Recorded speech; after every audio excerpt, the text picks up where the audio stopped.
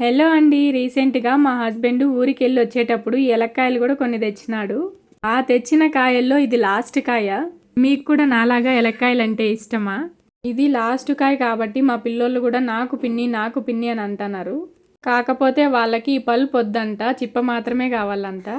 లోపలుండే గింజలు గూడు కంటే బయటుండే చిప్పని ఇష్టంగా తినేది నేనొకటే అనుకుంటే మా పిల్లలకు కూడా అదే ఇష్టమంట. అలా అని ఈ పల్ప్ అంటే ఇష్టం లేదని కాదు, దీనికంటే అది ఇంకా టేస్టీగా ఉంటుంది.